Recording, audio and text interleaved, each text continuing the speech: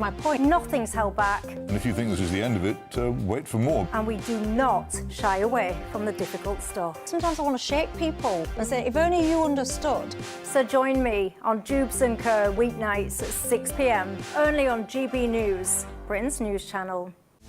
This is Britain's Newsroom, where your voice matters. It's just astonishing. With expert analysis and honest opinion, we don't just keep you informed. We bring you unique perspectives you won't see anywhere else. Can't argue with any of that. When the news happens, it happens here. On Britain's Newsroom, weekdays from 9:30 a.m. Only on GB News. At GB News, we love to hear from you, our loyal community. So drop us a line at gbnews.com/yoursay. There, you can talk to each other and also to the presenters live on air. gbnews.com/yoursay, because GB News is your channel, Britain's news channel.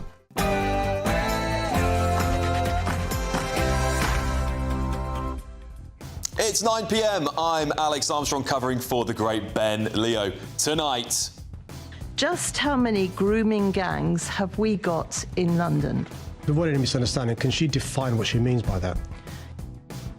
what is the link between child rape gangs and a twisted website that teaches Muslim men how to strike their wives? And it's wonderful to be in Trafalgar Square celebrating Eid on the square, celebrating Eid al-Fitr with so many thousands of people. The wonderful thing about London is we celebrate our diversity. We see diversity as a strength, not a weakness. yeah, do you think Eid should be a UK bank holiday? An Islamic leader has argued that making the festival a bank holiday would promote cohesion within our communities. And this is crazy, man. This is outrageous, man. I love that clip. After humiliating backbench rebellion, Sir Keir Starmer hits back and blamed the Tories for the state of the welfare system. Well, we now know one PIP case was signed off every 3 minutes last year as Britain's welfare bill continues to balloon. Also tonight. I. Inclusivity? Not quite. Try again. No idea. A. No idea. Okay. Yeah, do you know what the words LGBTQIA+ something else stand for? Well, I went down to Pride in London yesterday and asked them the same question. There's loads more in that interview later in the show. Of course, I'm joined by my star panel tonight, businessman and activist Adam Brooks, political commentator Chloe Dobbs, and former Labour Minister Bill Rammell.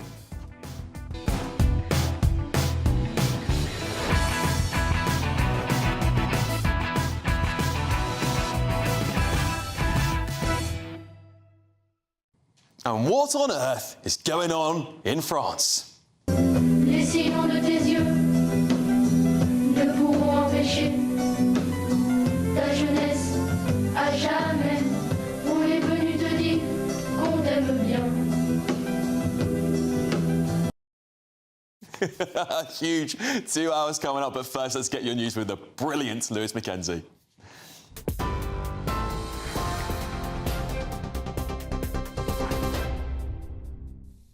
Good evening, I'm Lewis Mackenzie. Here are your latest GB News headlines.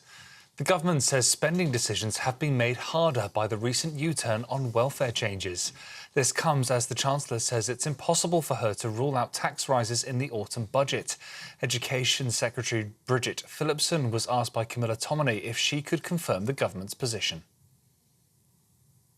Where it comes to future decisions in the budget, those are matters for the Chancellor. It is important that the numbers add up, that we adhere to our fiscal rules, and we've got a clear plan for making sure the country continues to see economic growth. But it sounds like you're not ruling out tax rises. Well, these are not decisions for me as Education Secretary. They're matters for the Chancellor. This will all be taken together in the budget. But what is critical, and what we've always been clear about, is that getting economic growth is absolutely essential, because if we grow our economy, we're in a much stronger position where it comes to our ability to invest. The Conservative Party say they want to ban foreigners from claiming key disability benefits to reduce the cost of Britain's welfare bill. Badenoch's party is calling on the Prime Minister to restrict personal independence payments and sickness top-ups to universal credit to UK citizens only. Shadow Chancellor Mel Stride says this sets a clear dividing line between the Tories, Labour and Reform. That the government should come forward with a discussion document to look at this whole area, because we do believe that British citizenship should mean something, and when it comes to welfare, we know that the costs are ever spiralling upwards, and we need to get that under control, and that's a big dividing line between ourselves and Labour, and indeed between ourselves and Reform, who want to spend more, for example, by removing the two-child benefit cap. So we believe there should be a serious discussion about this in terms of arresting the size of the welfare bill. Metropolitan Police boss Sir Mark Rowley has called for the creation of mega forces in England. He says bigger and fewer forces would mean officers will be able to share modern technology and would reduce expensive governance. Sir Mark says it will be the first serious reform of our policing model in over 60 years. And the death toll has risen to at least 70 people, including 21 children in the US state of Texas, after heavy rain caused flash flooding.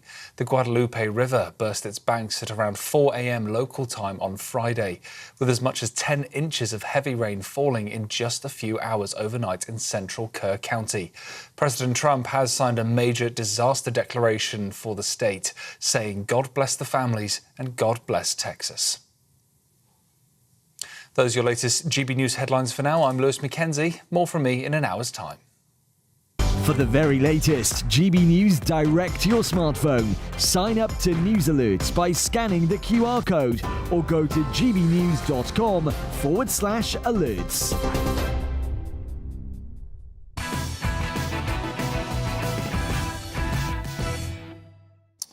A British website is openly advertising virgin Muslim brides here in Britain, and the details are going to make your toes curl. This sick and twisted website, aimed at mostly Muslim men, doesn't just promote polygamy, which is of course illegal in Britain. It openly advises men on how to strike their wives for disobedience, citing Islamic religious scripture as the justification. There are multiple videos on this platform detailing about what I'm going to share with you, but I have decided not to air them, simply because they are just too vulgar. This website is offering men the chance to find shy, untouched women under 35 as first wives. So, if you're not a virgin, if you're divorced, if you're over 35, you're branded low quality. Your only hope, they say, is to share a husband. Well, the website also provides advice to these men on how to avoid registering marriages, dodging the law and denying women their rights. In my very strong opinion, this isn't just misogyny. It's religious misogyny, dressed up as tradition and marketed as core Islamic values. It is an attack on women's dignity, British values, and clearly the rule of law in this country. Now, as if that wasn't enough, bombshell revelations of the levels of child rape gang abuse in London is claimed to be more catastrophic than anywhere else in the country. Those are comments made by a care sector activist and abuse survivor to the BBC. Well, the Met Police record nearly 3 instances of child abuse for every 1,000 children. But local authorities flag far fewer cases. And that suggests to me many, many more cases are totally missed. With data collated by GB News' Charlie Peters, we know rape gang hotspots across London, such as Newham, are connected to other rape gang networks spanning the length of England. It'll come as no surprise to you that Newham itself has also seen some of the highest levels of migration from South Asia into the UK. But why do you really think these crimes have gone under the radar for so long? So are you saying we haven't got the same sort of gangs that are in Rotherham, Bradford and lots of other places in the country? Just for what's a misunderstanding, what does she mean by that? You know full well what I mean by that. It's all over the television. You know exactly what I mean by that. These gangs of people that are grooming young girls for sex. Do we actually have those in London? I'm unclear, Chair, what is meant by the question. If you could spell it out, I can answer. I've just spelt sort it out. Are you not listening? It's the sort of gangs that groom young girls at a young age for sex. Exactly how much clearer do you want me to be? How much clearer, hey? Blind and willful ignorance by the authorities, in my strong opinion, and I'd go as far to agree with the Safeguarding Minister, Jess Phillips, who also suggests there have been serious cover-ups. For too long, and far too often, under the banner of tolerance and diversity, we've allowed parallel societies to breed underground. Societies that do not have a place in Britain. Societies that degrade women and undermine hard-fought equality for women in this country. And I want to be crystal clear about this. The vast majority of Muslim and South Asian men in this country do not partake in these abhorrent activities. It is, as ever, a small minority of twisted and radical individuals. But if we are to tackle this issue and squash it, we need to do so without fear. And more importantly, we need louder voices in the Muslim and South Asian communities who are willing to speak up and stand up against it. There's not enough of them. I believe these two stories I've presented to you tonight are explicitly linked. Linked by mass migration, linked by a fear to address the root cause in the rise of misogyny, linked in the rise in abuse of women, and linked to child rape gangs. How much longer will the British public walk on eggshells before this crisis reaches a boiling point? Well, let's get the thoughts of my panel on this. Businessman and activist Adam Brooks, political commentator Chloe Dobbs, and former Labour Minister Bill Rammell. Bill, I'd like to start with you on this.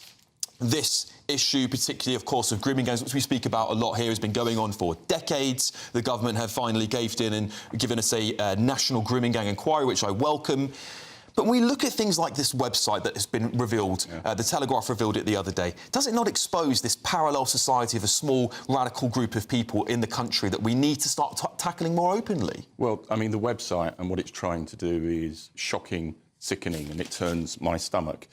You know, it's talking about seeking out virgins, it's talking about polygamy, it's advocating domestic violence, and it's utterly unacceptable. On the website, they've got a disgraced medic who's been suspended because of anti-Semitism, but he's presenting himself as a registered medic. That's a criminal offence, and the police should investigate it. And also, polygamy is an illegal offence in this country. So both the website and those who partake of it should be sought out criminally. But the other thing is, and I do take your point, that we need Muslim faith leaders to speak out on this issue. I went on the website this afternoon, and I knew it to be the case. There are many, many Islamic scholars who rightly interpret the Quran as stating that men and women are absolutely and unequivocally equal, and we need more Muslim community leaders and more Islamic faith leaders to assert that. Yeah, I totally agree. Adam, you know, this is, in my opinion, reaching a boiling point. There is a lot of tension in this country, particularly around the topic of Islam, and I think that's coming up more and more regularly. My problem with it is I don't see enough leadership. I don't see enough leadership from the South Asian community, and I don't see enough leadership from, as Bill was saying, we just need more from the Islamic community as well. It's funny, Alex. I speak out about the church a lot. I'm an atheist. Religion means nothing to me. I respect your right to whatever you believe in, whatever Bill believes in, and whatever these Muslim communities believe in. But when it goes against our fundamentals and our morals in this country, there's a problem. Now, when I speak out about the church, I'm never called Christianophobic. Sure. Yeah, if now I'm going to call this out, there will be people that say you're Islamophobic, and that is the problem. People are scared to speak out. But the big problem with the Muslim community that I see from the outside is when these heinous crimes happen, people want to cover it up. And even when they are convicted, come out of prison, they are welcomed back with open arms. How is that so? If I knew someone that was a paedophile, you know, I'd want to do other things to him, but when they come out of prison, I would never speak to that person again, or be careful what I say, I would make their life hell. They would be nowhere near my community. And I think most dads are like that. Why do these communities welcome these monsters back in? Yeah. That's the problem. Yeah, I think, Chloe, to build on that a little bit there, I mean, we saw when some of the grooming gang perpetrators went down in court, we saw some of the family members there sort of up in arms about the ruling. Do we need to have a serious conversation with potentially immigrants who've come to the country or families of immigrants and say, particularly from the Islamic community, particularly from the South Asian community, because this links back, as I was saying, I think it's all linked. Do we need to have a more open conversation about the issues that are arising from these communities in the country? Yeah, I think it shouldn't just be people like us talking up about these issues. And I think that it's far better if you've got leaders in the Muslim community, or in the case of grooming gangs, also in the Pakistani community, having the guts to stand up and say this is completely unacceptable. And that will help dispel the myth that when people talk about grooming gangs, we're referring to every single Pakistani Muslim man in the country, which we're not. But if they had the leadership and stood up and showed we're not going to tolerate this in our community, that would be very effective. I say sunlight is the best disinfectant, typically, when it comes to free speech, but that requires communities to actually give people consequences who have completely backwards views. I mean, one point that I've heard Charlie make is that what often happens in these Pakistani communities when it comes to the grooming gangs is that they're so close-knit that when people get out of prison, for you know, say they've been in there for only 2 years for the horrendous crimes that they've committed, they're welcomed back with open arms. Which I find very, very strange. It's often one thing people say is a strength of Islam is that they have a very strong focus on, you know, community and friendship, but there's a limit to that. I've got a good friend from the boxing community that is a practicing Muslim and really believes in his faith. And he says to me, Adam, there are people coming from other countries, Afghanistan, Pakistan, where he's from, that are from areas where they never see women or girls, and especially not dressed like they are here. And he says, these people are coming over and they are interpreting 2,000-odd-year-old religious texts like it is today. So they're taking justification and an excuse from what they read in the Quran to go and do these heinous crimes. He says, Adam, we do not want that in our community. These people are extremists. But again, more people like my friend need to speak out. And say, you can't come here and you can't do that. The police have pleaded with asylum seekers a few weeks ago not to sexually assault our women and children. Where have we become in this country? You know, I've got 2 daughters. If I was to tackle one of those asylum seekers, I'd end up in prison. I think you might be right there. They are coming here and targeting our women and children. But let's give this some context. We do need Muslim community leaders to speak up on these issues. But as you said in your opening, Alex, the vast, vast majority of Muslims do not sign up to this kind of abhorrent extremism. And when we talk about polygamy, which is one element of this hateful website, you know, the figures globally are less than 1% of Muslims practice polygamy. And I think the figure's even lower within the UK. But we need to mobilise that law-abiding, respectful, vast majority against this. I just want to stick with you on this for a second, Bill, because I think you're right, and this is important because Islamophobia laws will, I think, be probably brought out during this Parliament. It's yet to be seen. I know we've heard them discussed quite often. Would a law like Islamophobia laws prevent us from having a conversation like this? Would what we're talking about tonight be deemed Islamophobic? I don't think it would, but I'm not in favour of those Islamophobia laws. You know, I think in this country you have a right to adhere to your religion, but people have a right to criticise, and if they want to ridicule that religion. And I think that's one of the tenets of a free society and free and open debate, and we have to protect it. Totally agree. Chloe, do you think that because of this crisis, particularly here in London, we've seen a failure of authorities, a failure of politicians? We go back to that grooming gang crisis, those comments today that the levels could be catastrophic in London. Is that a failure of leaders in the City of London to actually point this out and go, this is happening on our streets, this is happening? Councillors, politicians, local community leaders, they must have known this was going on. And we're only, and as these activists are saying, we're getting a tiny, tiny number of them coming through. I mean, that conversation that you've played between Sadiq Khan and Susan Hall, I think just goes to show that we've got a complete failure of leadership. I think that you've got people like Sadiq Khan who don't want to talk about this because I think, A, they're in denial because it doesn't fit their view of the multiculturalism success story, but also they don't want to cause tensions in certain communities and lose votes. Yeah, I think that'll be a very interesting to see how that plays out with the new Jeremy Corbyn, Zara Sultana party, to see if that sort of perpetuates the problem. But anyway, a slight change of tune, because you could win £54,321 in tax-free cash in the Great British Giveaway. It's our biggest cash prize ever. Here's all the details you'll need.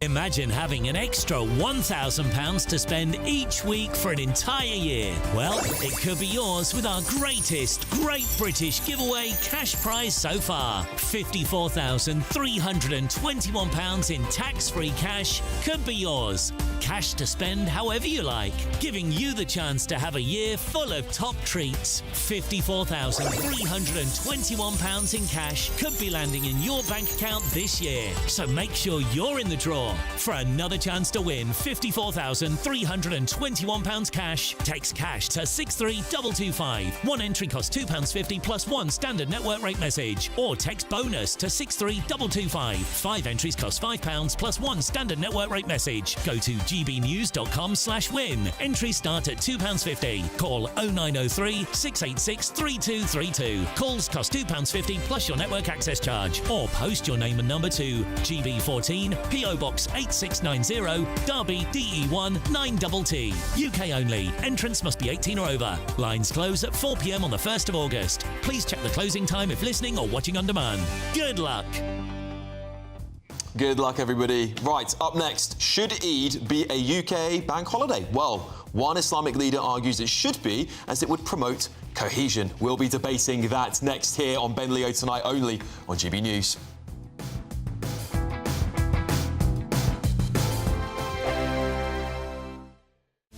This is Britain's newsroom, where your voice matters. It's just astonishing. With expert analysis and honest opinion, we don't just keep you informed. We bring you unique perspectives you won't see anywhere else. Can't argue with any of that. When the news happens, it happens here. On Britain's newsroom, weekdays from 9:30 a.m. Only on GB News.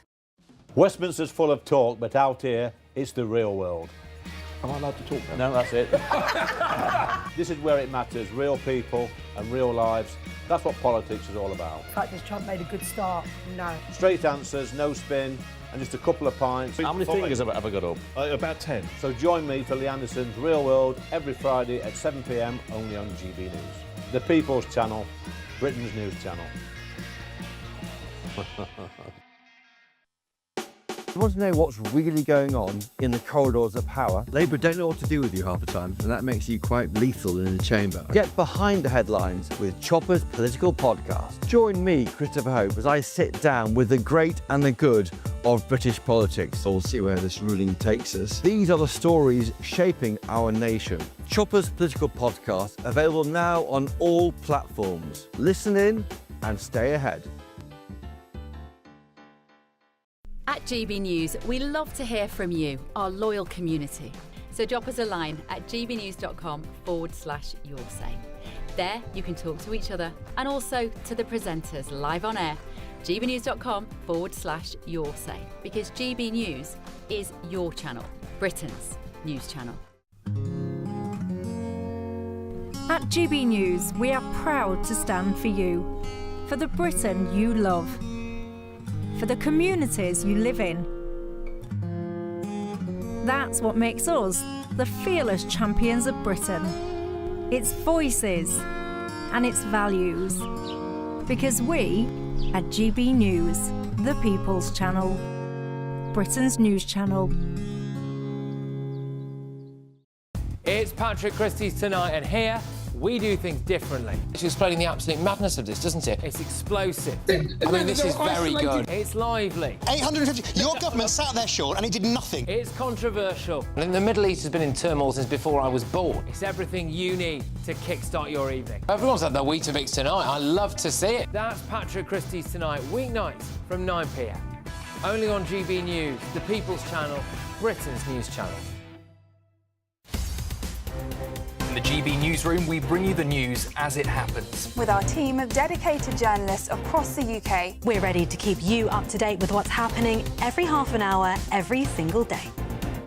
Bulletins here on GB News, the People's Channel, Britain's news channel.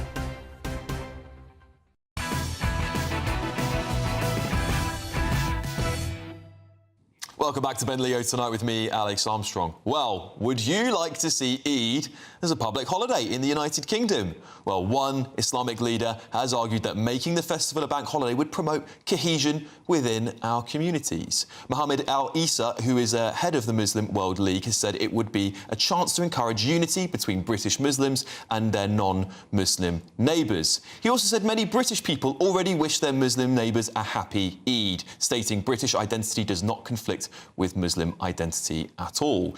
Eid marks the end of Ramadan, the Islamic month of fasting, and lasts for one day. London celebrated this year with public light installations and community festivals. Well, to talk about this big topic, we're now joined by founder and director of Faith Matters, Fayaz Mughal, and director of the Oxford Islamic Centre, Dr. Sheikh Ramzi. Fayaz, I'd love to start with you. Do you think Eid should be a public holiday in the United Kingdom?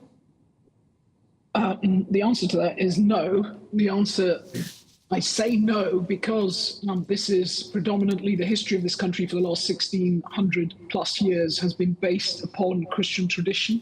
That Christian tradition has given rise to Christmas and a whole range of other bank holidays, Labour Days, etc. We understand that. They have a long tradition in the country. Islam has been in the country through Muslims over the last 60 years. The Muslims make up 5% of the population. They don't make up 55% of the population. And I'm a bit tired, actually. I'm a bit tired of always hearing about, well, we would like this from parts of Muslim communities. We would like that.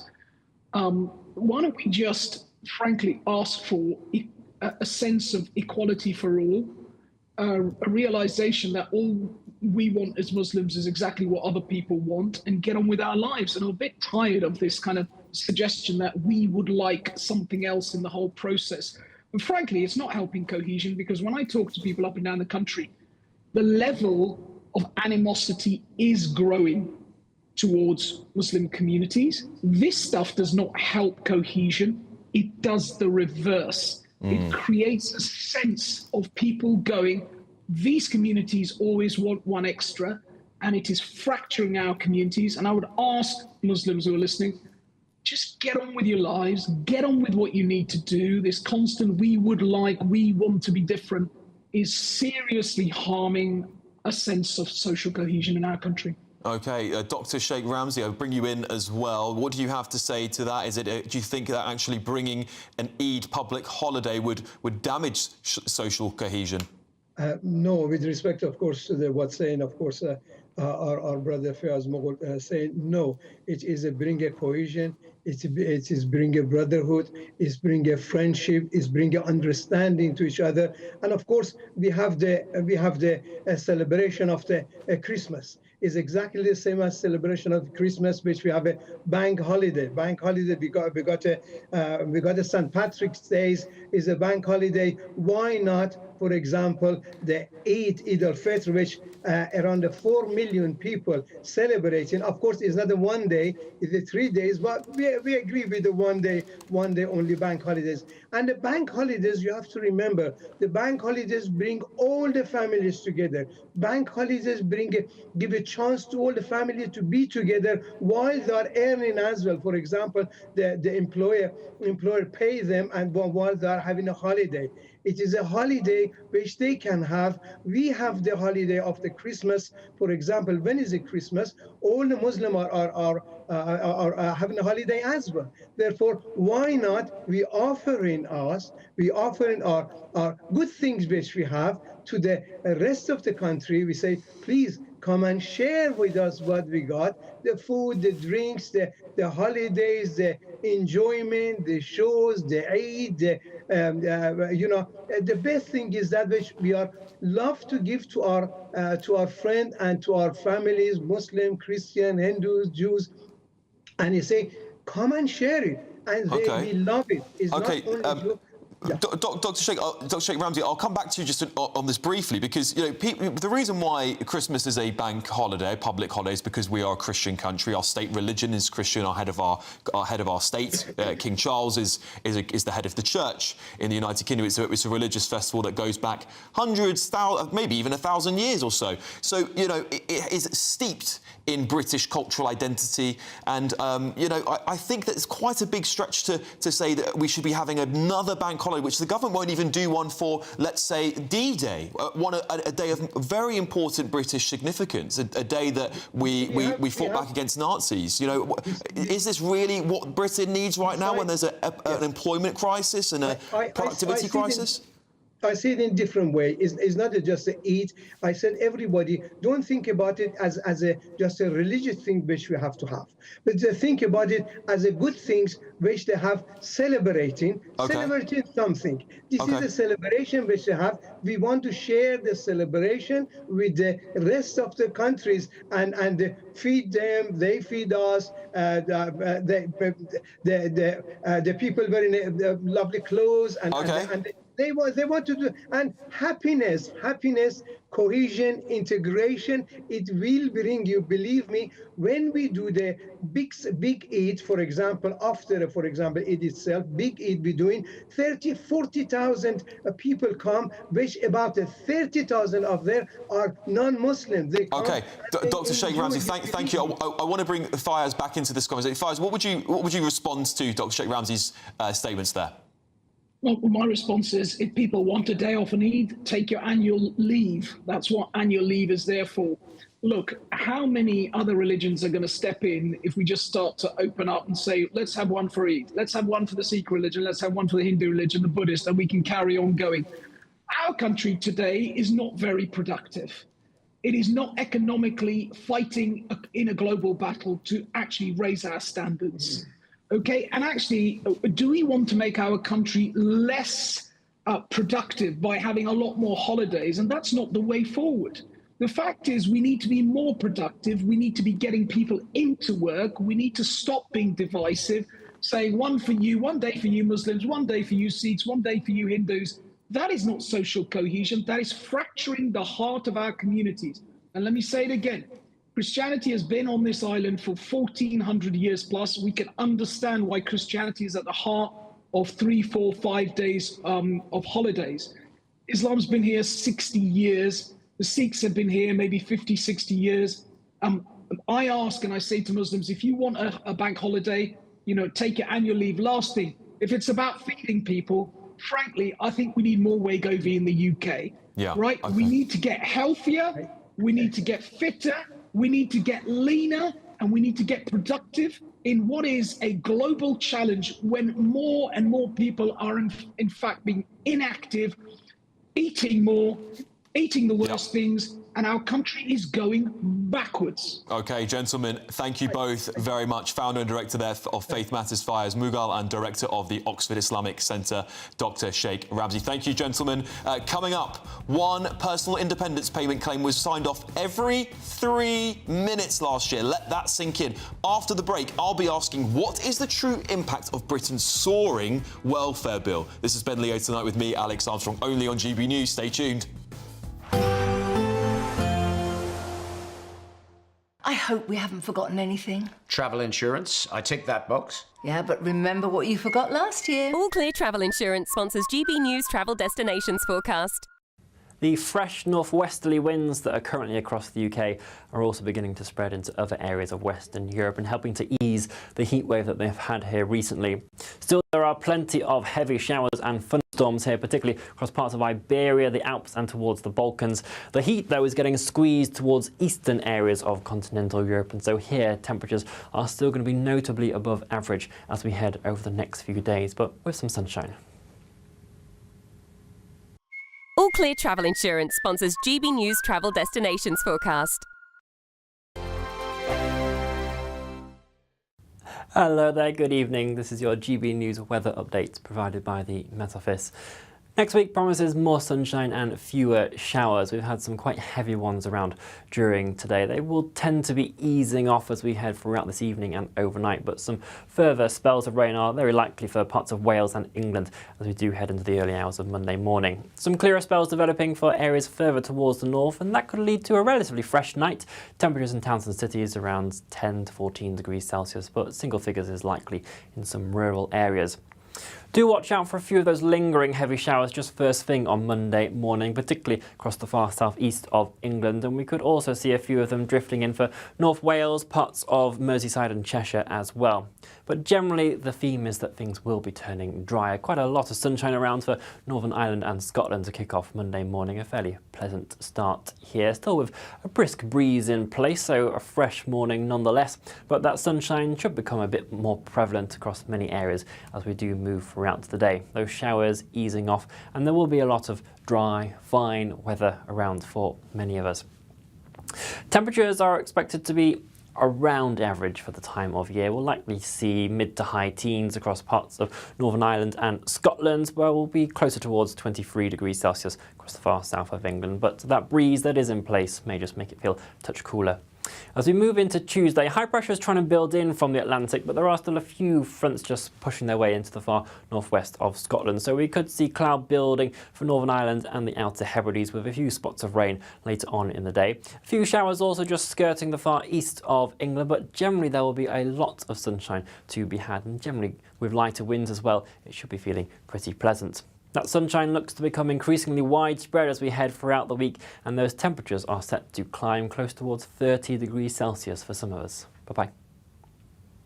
At GB News, we love to hear from you, our loyal community. So drop us a line at gbnews.com/yoursay. There you can talk to each other and also to the presenters live on air. gbnews.com/yoursay, because GB News is your channel, Britain's news channel. This is Britain's Newsroom, where your voice matters. It's just astonishing. With expert analysis and honest opinion, we don't just keep you informed. We bring you unique perspectives you won't see anywhere else. Can't argue with any of that. When the news happens, it happens here. On Britain's Newsroom, weekdays from 9:30 a.m. Only on GB News.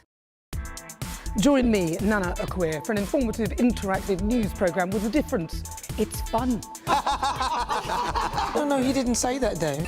I'm so surprised. I think there's an element of truth to that. Join me from 3 p.m. every weekend, only on GB News, Britain's news channel.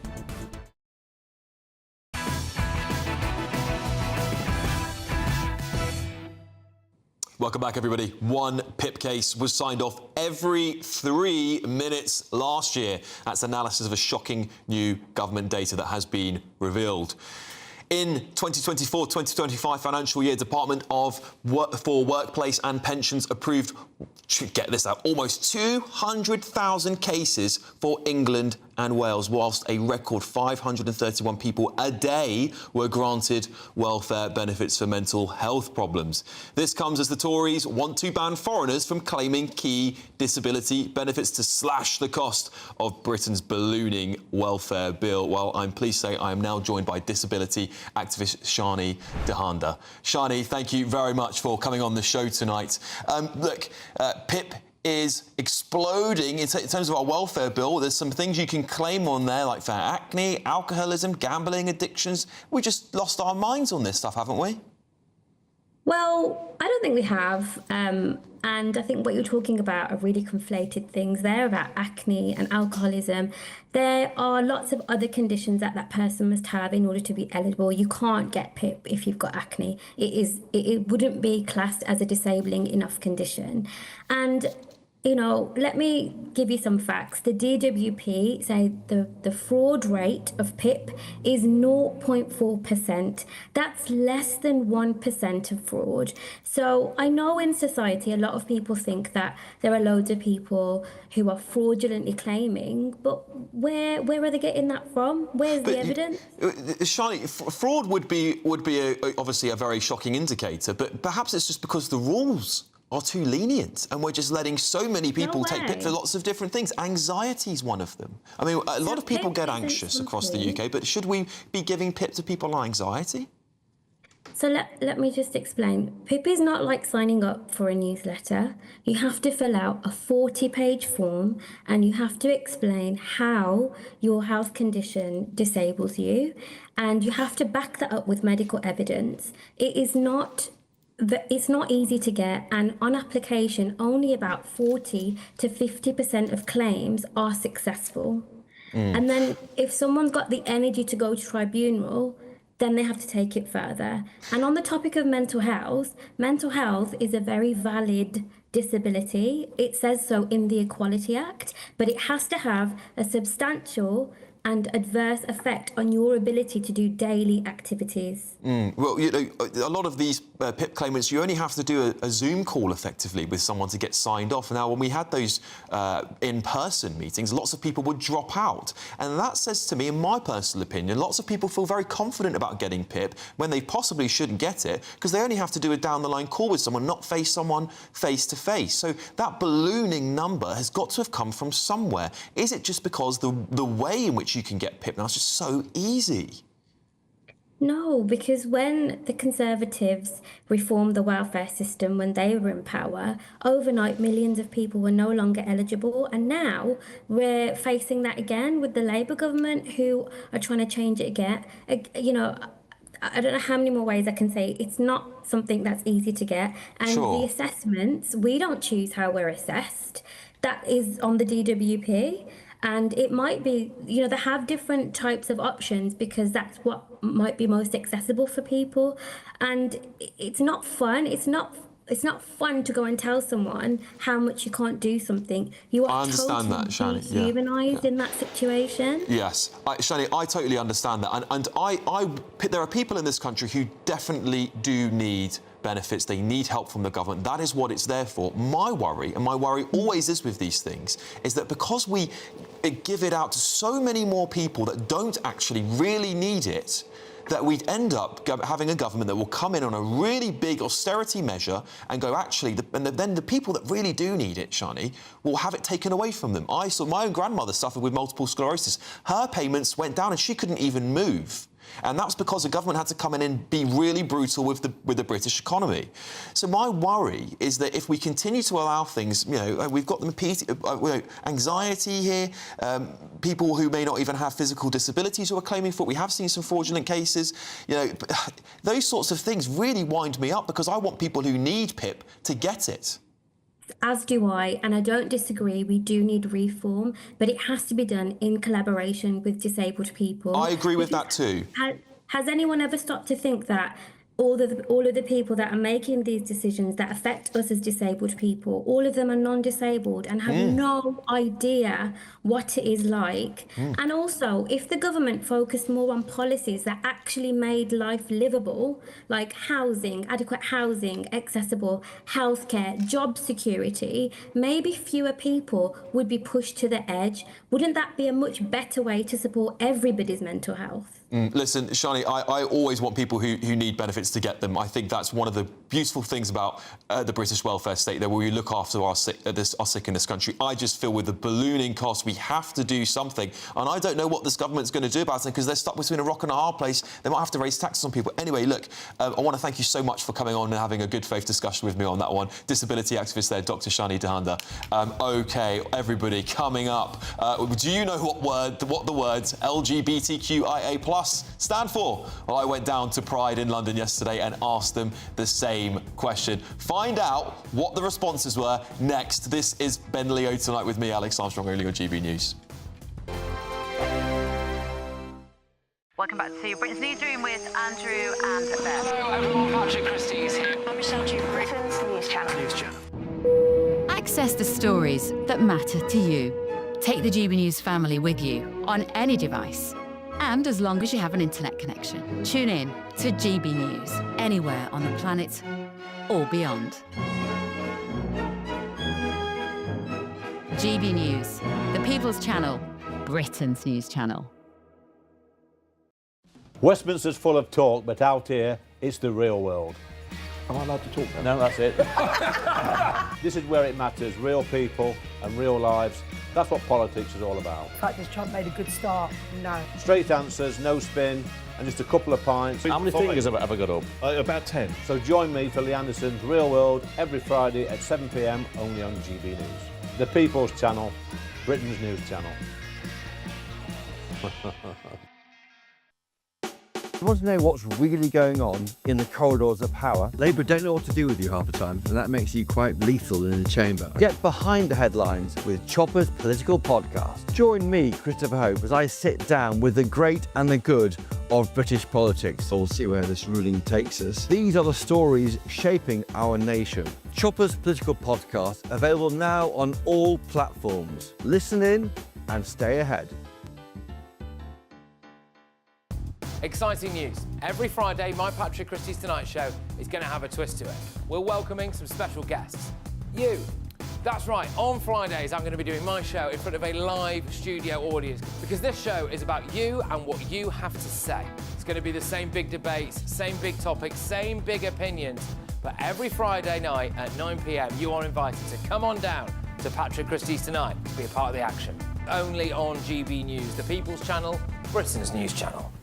Hi, I'm Michelle Dewberry, and my show is your opportunity to cut through all the noise and dive in headfirst to some robust debates. Ideas clash. Situation, No, Because the failure is... You're deliberately avoiding my point. Nothing's held back. And if you think this is the end of it, wait for more. And we do not shy away from the difficult stuff. Sometimes I want to shake people and say, if only you understood. So join me on Jubes & Co. weeknights at 6 p.m, only on GB News, Britain's news channel. Good Afternoon Britain isn't just about us. The wonderful thing about this programme is it's about everyone watching. It's an interactive programme. Well, there absolutely is something to see here, and we're going to be talking about it more. Whether it's breaking royal news, please bring us up to date, or indeed a particularly punchy speech in the House of Commons. Very, very curious. We bring it to you live, and then we bring you live reaction as well. That's Good Afternoon Britain, weekdays from midday. Only on GB News, the People's Channel, Britain's news channel.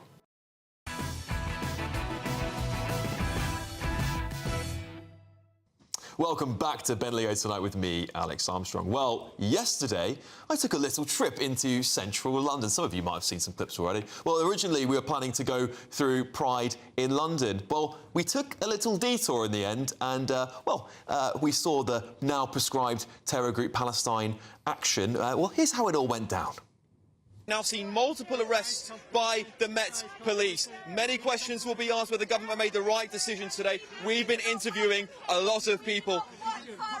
There is an irony, isn't there, of people who want freedom of speech. There is an irony of people who are protesting for freedom of speech but don't want to hear what we have to say. We were just about to start the parade. Came across and threw straight in front of us. Threw the paint over and then glued. They already had the glue on their hands and glued them sent to actually the front of it. Yeah, that poor bloke cost him thousands of pounds. That vehicle's going to be out of action for weeks. Well, after being chased around Parliament Square by pro-Palestine protesters, we took a short trip up the road to find out what was going on in Pride in London. Because I'm proud to be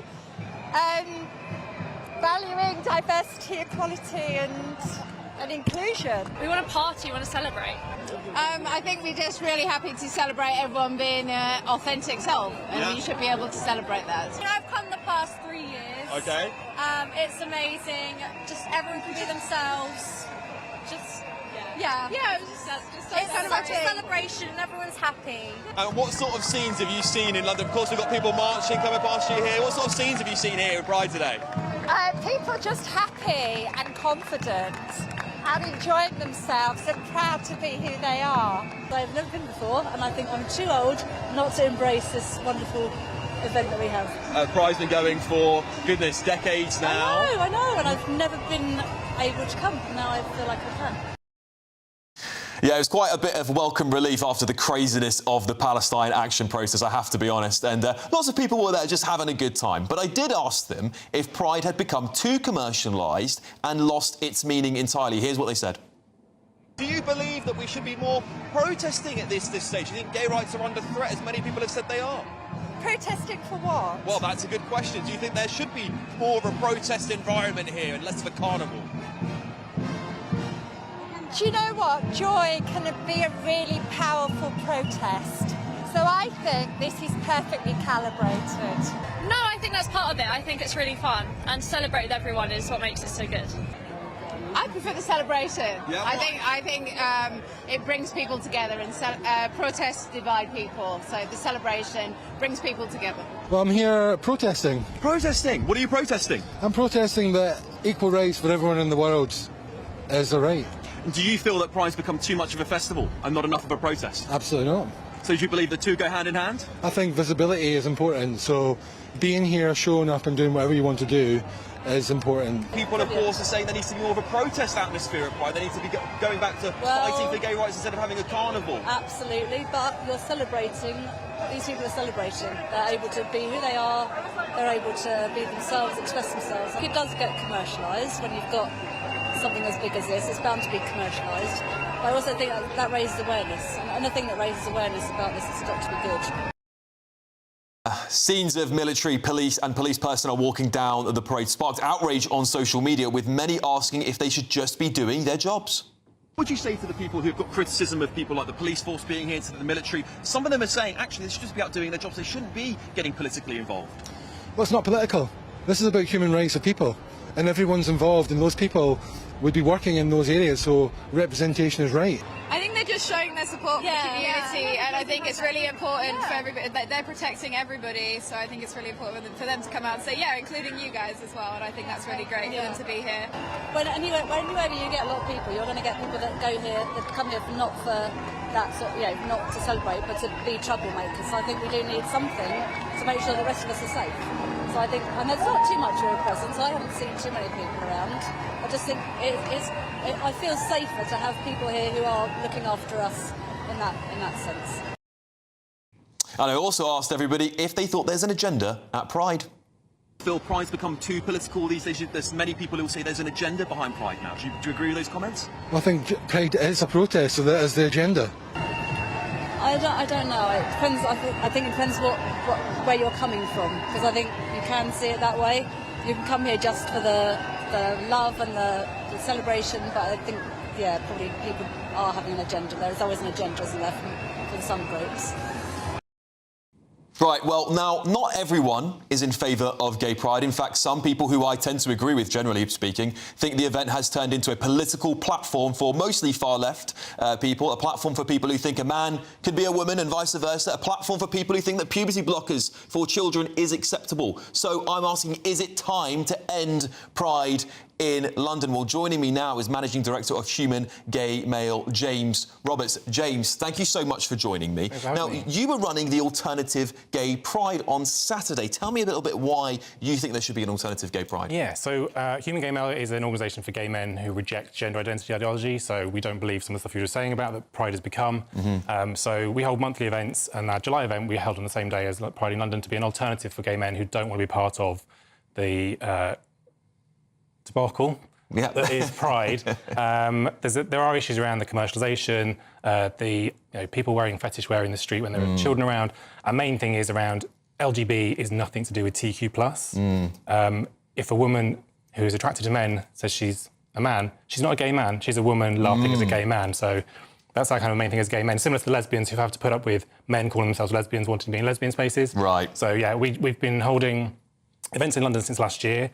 We did an alternative to Pride last year. This year we're doing them in London, the same day as Brighton Pride, Manchester Pride, Glasgow Pride, to offer alternatives for gay men who are kind of fed up with it.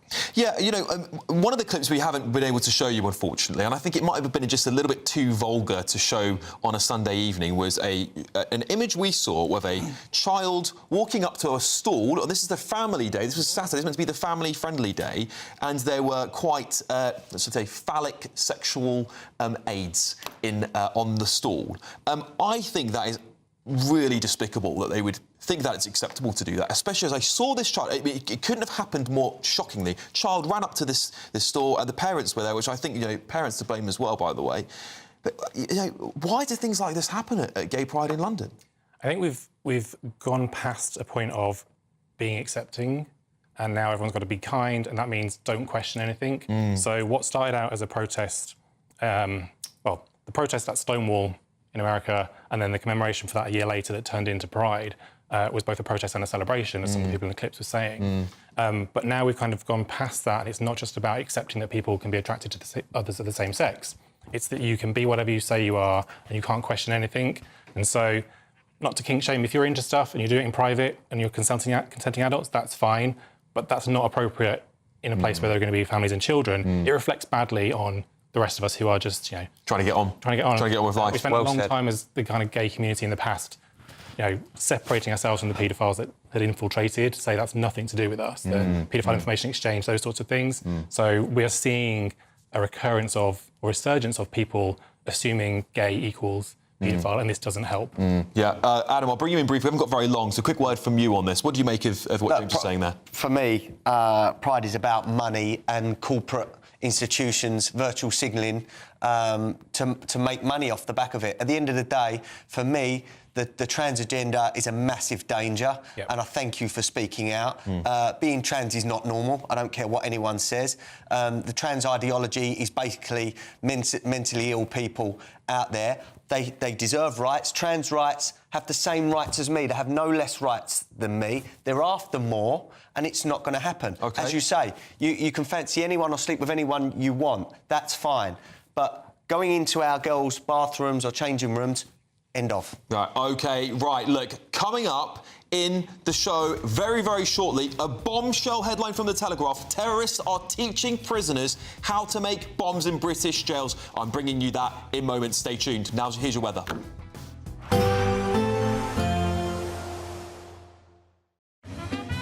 A positive outlook through the night will power through to a bright day ahead. Boxed home battery storage, sponsors of weather on GB News. Hello there, good evening. This is your GB News weather update provided by the Met Office. Next week promises more sunshine and fewer showers. We've had some quite heavy ones around during today. They will tend to be easing off as we head throughout this evening and overnight, but some further spells of rain are very likely for parts of Wales and England as we do head into the early hours of Monday morning. Some clearer spells developing for areas further towards the north, and that could lead to a relatively fresh night. Temperatures in towns and cities around 10 to 14 degrees Celsius, but single figures is likely in some rural areas. Do watch out for a few of those lingering heavy showers just first thing on Monday morning, particularly across the far southeast of England, and we could also see a few of them drifting in for North Wales, parts of Merseyside and Cheshire as well. But generally the theme is that things will be turning drier. Quite a lot of sunshine around for Northern Ireland and Scotland to kick off Monday morning. A fairly pleasant start here, still with a brisk breeze in place, so a fresh morning nonetheless, but that sunshine should become a bit more prevalent across many areas as we do move throughout the day. Those showers easing off, and there will be a lot of dry, fine weather around for many of us. Temperatures are expected to be around average for the time of year. We'll likely see mid to high teens across parts of Northern Ireland and Scotland, where we'll be closer towards 23 degrees Celsius across the far south of England. But that breeze that is in place may just make it feel a touch cooler. As we move into Tuesday, high pressure is trying to build in from the Atlantic, but there are still a few fronts just pushing their way into the far northwest of Scotland. So we could see cloud building for Northern Ireland and the Outer Hebrides with a few spots of rain later on in the day. A few showers also just skirting the far east of England, but generally there will be a lot of sunshine to be had, and generally with lighter winds as well, it should be feeling pretty pleasant. That sunshine looks to become increasingly widespread as we head throughout the week, and those temperatures are set to climb close towards 30 degrees Celsius for some of us. Bye-bye. A positive outlook through the night will power through to a bright day ahead. Boxed home battery storage, sponsors of weather on GB News. Imagine having an extra £1,000 to spend each week for an entire year. £54,321 in tax-free cash could be yours. Cash to spend however you like. £54,321 in cash could be landing in your bank account this year. For another chance to win £54,321 cash, text cash to 63225. One entry costs £2.50 plus one standard network rate message. Or text bonus to 63225. 5 entries cost £5 plus 1 standard network rate message. Go to gbnews.com/win. Entries start at £2.50. Call 0903 686 3232. Calls cost £2.50 plus your network access charge. Or post your name and number to GB14 PO Box 8690 Derby DE1 9TT. UK only. Entrance must be 18 or over. Lines close at 4 p.m. on the 1st of August. Please check the closing time if listening or watching on demand. Westminster's full of talk, but out here, it's the real world. Am I allowed to talk now? No, that's it. This is where it matters, real people and real lives. That's what politics is all about. The fact is Trump made a good start. No. Straight answers, no spin, and just a couple of pints. How many fingers have I got up? About 10. So join me for Lee Anderson's Real World every Friday at 7 p.m. only on GB News. The People's Channel, Britain's news channel. This is Britain's Newsroom, where your voice matters. It's just astonishing. With expert analysis and honest opinion, we don't just keep you informed. We bring you unique perspectives you won't see anywhere else. Can't argue with any of that. When the news happens, it happens here. On Britain's Newsroom, weekdays from 9:30 a.m. Only on GB News. Good Afternoon Britain isn't just about us. The wonderful thing about this programme is it's about everyone watching. It's an interactive programme. Well, there absolutely is something to see here, and we're going to be talking about it more. Whether it's breaking royal news, please bring us up to date, or indeed a particularly punchy speech in the House of Commons. Very, very curious. We bring it to you live, and then we bring you live reaction as well. That's Good Afternoon Britain, weekdays from midday. Only on GB News, the People's Channel, Britain's news channel. In the GB Newsroom, we bring you the news as it happens. With our team of dedicated journalists across the UK, we're ready to keep you up to date with what's happening every half an hour, every single day. Bulletins here on GB News, the People's Channel, Britain's news channel. At GB News, we love to hear from you, our loyal community. So drop us a line at gbnews.com/yoursay. There, you can talk to each other and also to the presenters live on air. gbnews.com/yoursay, because GB News is your channel, Britain's news channel.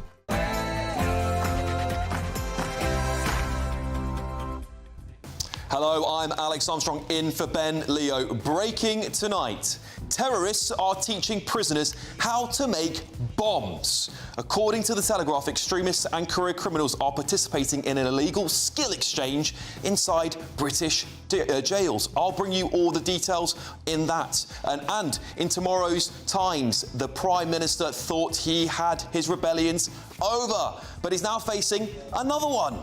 Concerns have been voiced about the overhaul of special needs education for children in England. I'll have all the latest. And Harry and Meghan have got rid of more staff, with one source claiming they got through employees as quickly as normal people cycle through toilet paper.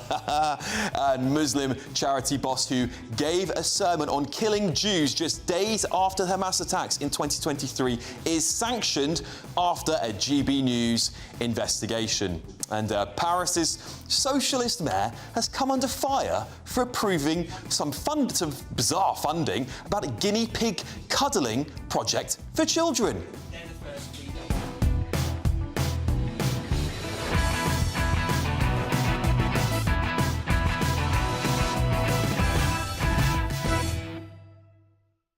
Now, joining me this evening is businessman and activist Adam Brooks, political commentator Chloe Dobbs, and former Labour Minister Bill Rammell. And what on earth is going on here? Les cils de tes yeux ne pourront empêcher ta jeunesse à jamais. On est venu te dire qu'on t'aime bien. Yeah, what is happening in France? Anyway, that's all up next. Here's your news with Lewis Mackenzie.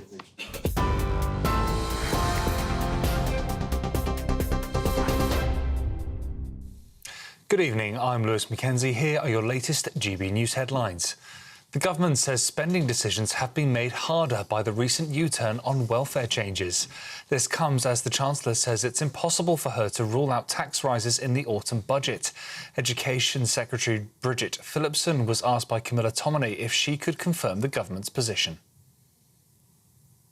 Where it comes to future decisions in the budget, you know, those are matters for the Chancellor. It is important that the numbers add up, that we adhere to our fiscal rules, and we've got a clear plan for making sure the country continues to see economic growth. But it sounds like you're not ruling out tax rises. Well, these are not decisions for me as Education Secretary. They're matters for the Chancellor. This will all be taken together in the budget. But what is critical, and what we've always been clear about, is that getting economic growth is absolutely essential, because if we grow our economy, we're in a much stronger position where it comes to our ability to invest. The Conservative Party say they want to ban foreigners from claiming key disability benefits to reduce the cost of Britain's welfare bill. Badenoch's party is calling on the Prime Minister to restrict personal independence payments and sickness top-ups to universal credit to UK citizens only. Shadow Chancellor Mel Stride says this sets a clear dividing line between the Tories, Labour and Reform.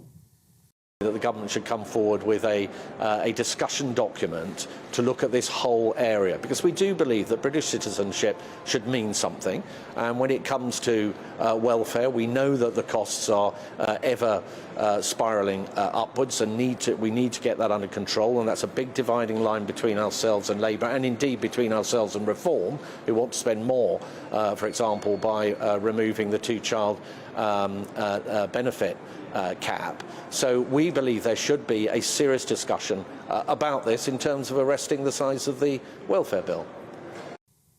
Metropolitan Police boss Sir Mark Rowley has called for the creation of mega forces in England. He says bigger and fewer forces would mean officers will be able to share modern technology and would reduce expensive governance. Sir Mark says it will be the first serious reform of our policing model in over 60 years. And the death toll has risen to at least 70 people, including 21 children in the US state of Texas, after heavy rain caused flash flooding. The Guadalupe River burst its banks at around 4 a.m. local time on Friday, with as much as 10 inches of heavy rain falling in just a few hours overnight in central Kerr County. President Trump has signed a major disaster declaration for the state, saying God bless the families and God bless Texas. Those are your latest GB News headlines for now. I'm Lewis Mackenzie. More from me in an hour's time. For the very latest GB News direct to your smartphone, sign up to News Alerts by scanning the QR code or go to gbnews.com/alerts.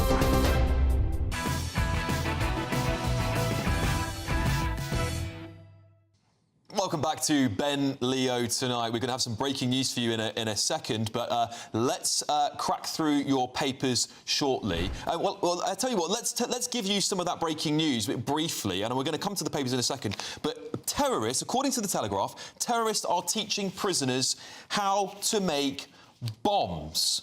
Now, that's right. Of course, you all saw those horrendous stories about attacks on prison officers across the multiple prisons in the UK. And quite frankly, I'm getting pretty concerned about the safety of British people across this country. So in British prisons, criminals are now trading skills, essentially. They're exchanging skills. In return, extremist inmates are learning from gang members how to launder money, use the dark web and obtain weapons that could be used in terror attacks. This study comes amid concerns over the rise of Islamist gangs following attacks on prison officers. OK, let's get back to the front pages, then I want to talk to my panel about this one. OK. Leading the front of The Independent today, we have a drugs crisis worse in prisons, worse than ever. That is a pretty stark tie-in to what we're talking about here in that Telegraph article. The Metro is leading on 12 mega forces in policing shake-up. This is a verdict from the Met Commissioner, Sir Mark Rowley there. We were talking about this last night. I'm a little bit concerned that will lead to more policing cuts. And the Eye is leading on the UK was only 10 years from turning off the taps. Labour vows to avert new water crisis. Of course, Labour have been cracking down on runaway private water companies, which I frankly quite welcome. Let's get back to that Telegraph article, terrorists teaching prisoners how to make bombs. Adam, this is more shocking revelations here about the state of British prisons. Organised crime inside the prison system. Look, we've seen prison officers attacked over the last couple of years. The attacks have gone through the roof. And we are allowing these Islamist extremists and these terrorists to have free reign of our prisons. You only have to look at Axel Rudabakana. The freedoms that man had in prison, even though he had slaughtered them poor young kids. He should be in a room with no daylight and just fed through a hatch. That's how if I was the Prime Minister of this country, that's legislation that I would put through. Tough justice. Our prisons are like holiday camps, and the extremists and the terrorists are running them. And that is what is happening. I speak to people that have been in prison, and they tell me, Adam, they are running the prisons. It's not hard to work this one out. It's pretty shocking stuff. Of course, this ties in with that independent story there as well, Chloe. Drugs crisis in prisons worse than ever. What on earth? I mean, listen, I'm in contempt of the Conservative Party for not doing anything about our prison systems in this country. 14 years. 14 years they've had. And our population exploded at that time. What kind of mathematics were they doing? Yeah, I think they only created 400 and something prison spaces and they did nothing to upkeep the prisons. I mean, the walls are just crumbling. They are in an absolute state. And they're becoming a very dangerous place, both for prison officers and for prisoners. Look, I think prisons shouldn't be holiday camps. They should be a tough place to be in. But I don't think that prisoners deserve to be in an environment where they're at risk of being beaten up by Islamist gangs. And it's not just the risk to people inside those prisons, it's what's going to happen when these people come out of prison, because it's in such a chaotic state that these people are not getting any kind of rehabilitation whatsoever. And by the sounds of it, they're becoming even more radicalised and potentially preparing themselves to maybe commit a terrorist attack the moment that they're set free. Well, that is very concerning for the safety of the people in this country. Yeah, that's for me is the big concern. Bill, a lot of these people, many of whom may be let out early because of the overcrowding in prisons. As I said, I hold the Tories in complete contempt for that. I understand the need to fill prisons with dangerous people. But how much of a risk is this to British national security? Well, look, firstly, I don't agree with Adam. Prisons are not holiday camps. I remember spending a day at Chelmsford when I was an MP. I know many people that have been in them, Bill. They are holiday camps. And I've spent time in a prison. Well, I know it's one of the most depressing days of my 13 years as an MP. They are most certainly not holiday camps. They are. But look at this particular case, and what it appears to be saying, the research in the Telegraph, is that the divisions between terrorist prisoners and others are breaking down. And that reinforces the point, and it's always been the case, that prisons are a real source of radicalisation, and we've got to tackle that problem. The story in the Independent is linked, massive drugs crisis. Yeah.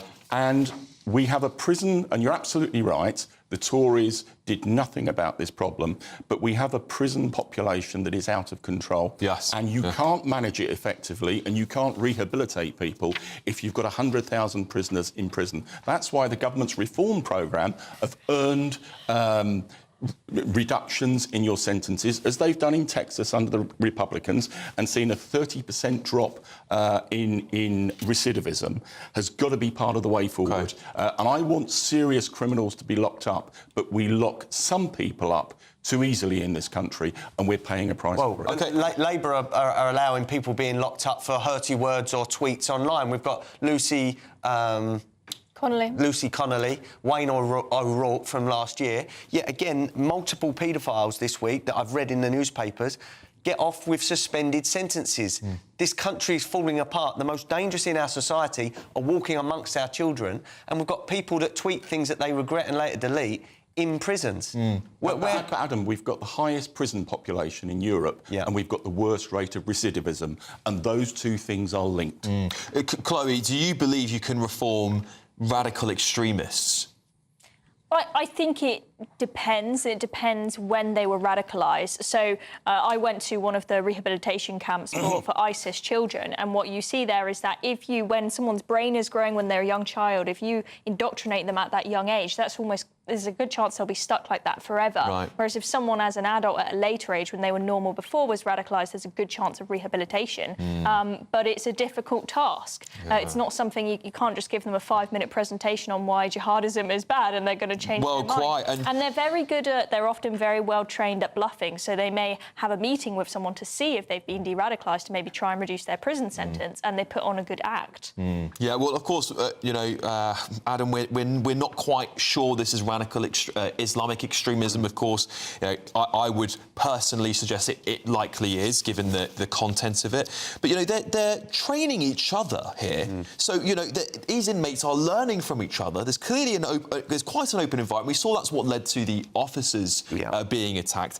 How much tougher do we need to make prisons? We need to make prison a lot tougher, and Bill says they're not like holiday camps. Trust me, I know so many people. Why should I trust you? You're just spouting nonsense because without ever having... No disrespect, Bill. One of my best mates has been in prison about 20 years of his life. I know about prisons. When was the last time you went into a prison? I've got customers that have been in prison. I speak to people... When was the last time you went into a prison?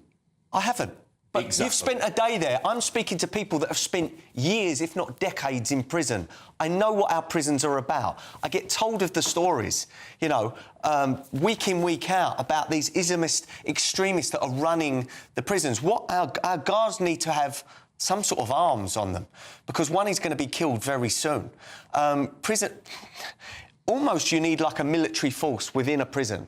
Well, so that they can't rebel. They can't take it to the extreme that they're doing. Well, we should not be mixing these Islamic extremists with normal prisoners. That's just madness. That's part of the overflowing problem, isn't it? There's an overflow, as we were talking about earlier, because of that overcrowding. People are spilling in. Now, Donald Trump's made quite a big statement in America about this, saying, actually, particularly for foreign criminals, there's 12,000... How many thousand? 12,000, I think, in the UK. We're deporting you. El Salvador's built these max prisons for them. Should the government look at deporting foreign criminals? Yes, and that's look at the immigration white paper. That's what the government is absolutely committed to doing, and we do need to deport more foreign criminals. But let's call a spade a spade. I remember, so the reason I spent a day in Chelmsford, Nick, I was taking up a particular case of a constituent. I was taken into the governor's office at the beginning of the day, and I said, look, this needs to happen, this needs to happen. He said, well, what can I do? The Prison Officers Association run the jail, and, it's not very fashionable to say that. The Prison Officers Association are part of the problem in tackling some of these problems. Within Bill, I don't want to say, are you naive to think that your visit there is indicative of a whole day in Chelmsford, Nick? Do you not think that they was... on high alert, so someone like you, an outsider, didn't see what was going on? Come on. Well, Adam, where's your evidence base that... Because I speak to real people, Bill. I've just told you how many people I know. You're the voice of the people. Oh, I speak to people. Populists are. I speak to people, Bill. That's how you get to learn things. I speak to people all the time. So who do you speak that's been in prison? Come on, count to me. Lots of people who were constituents who came to me with their cases. And I go out on the doorstep in my constituency, my former constituency, every week and talk to a cross-section of ordinary people. I just want to bring some attention to this article, because I would like to get onto the Independent as well, actually, because I think this drugs thing is linked, and this is the nice link to it. The Telegraph is saying that the report points out how terrorists behind the devastating 2004 Madrid bombings financed the operation through drug dealing, while al-Qaeda operatives have also been known to raise money through sophisticated credit fraud operations. So, Chloe, these gents, more than I would suspect they're men, are coming out better trained, more radical than ever before. At what point do we go, this crisis is so bad, we need to build something like in a Nightingale-style extra resource prison just to cope with the overflow, because we cannot risk them coming out onto the streets of Britain? Well, I mean, we've been told, I believe by James Timpson, that they are going to make some kind of emergency prison spaces, but the reason for that was in case there are more riots over the summer, not to, sort out, people who are in there, making sure they're not being released early if they haven't been de-radicalised. I mean, the system seems completely out of control. I mean, what is the point in prison if it makes people in society less safe because people come out of there more radicalised and more trained and more crazy in the head than before? I think that this needs to be treated as a crisis by the government. And, you've mentioned, Bill, yes, the government in their white paper are talking about deporting foreign criminals to make more space in there. But they've been here for a year, and Shabana Mahmood talks and talks about it, but it never happens. There should be fast action on this. What's a reasonable timeline for a new government to bring in legislation that helps deport foreign criminals, Bill? Because you've been there, you know the drill. The government is already, there's been a big increase in the number of foreign criminals being deported, but we need further action faster. But I also think at the core of this problem, and the Independent covers it, is drugs within prison. Well, let's talk about that. Let's talk about that.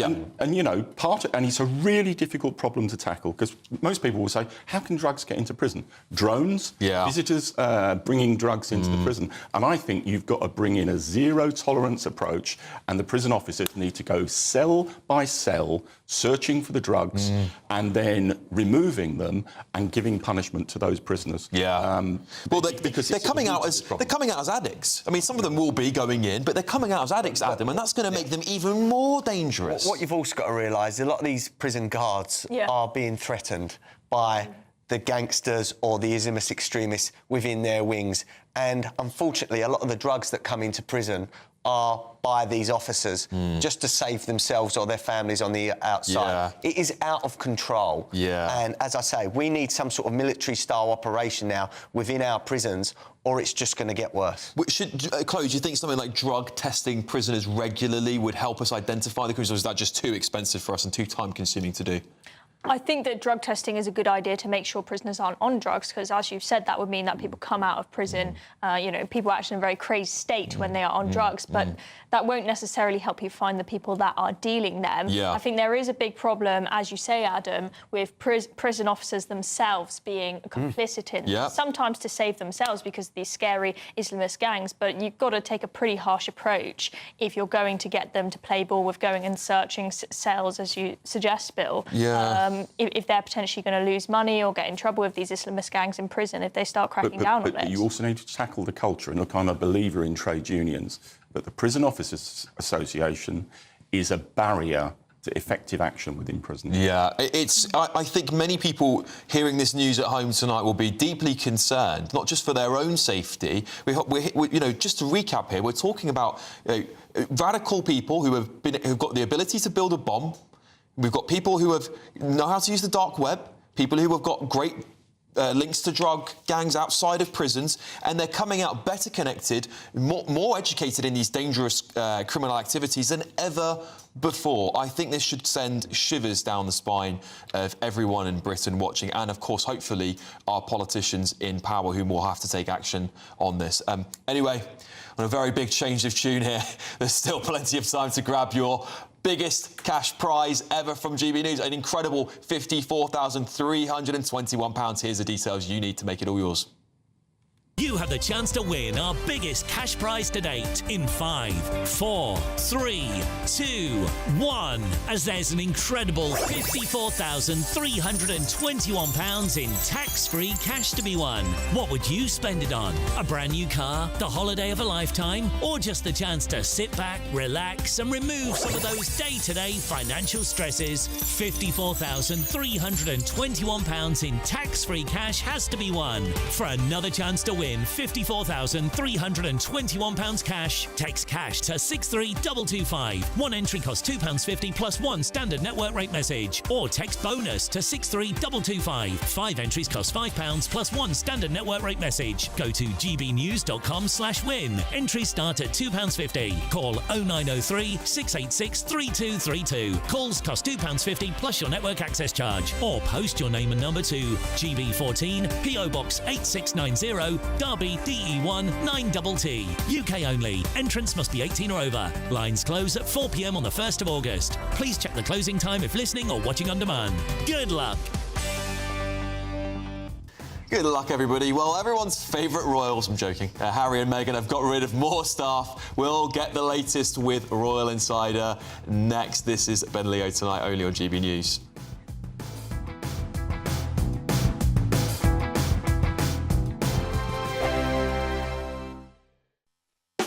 You want to know what's really going on in the corridors of power? Labour don't know what to do with you half the time, and that makes you quite lethal in the chamber. Get behind the headlines with Chopper's political podcast. Join me, Christopher Hope, as I sit down with the great and the good of British politics. We'll see where this ruling takes us. These are the stories shaping our nation. Chopper's political podcast, available now on all platforms. Listen in and stay ahead. GB News Breakfast. Every day from 6 a.m. Welcome back to Breakfast. Now, experts are warning that lithium supplies will not keep up with the demand for electric cars. Yeah, researchers say domestic lithium production could grow as much by about 10 times what it currently is by 2030, but will still fall short of demand. So this morning we're asking whether Labour's green car policy is unachievable. This policy tells you everything you need to know about net zero. This isn't about giving people free choices about the technologies they want to use. This is about saying we're going to have mandatory targets.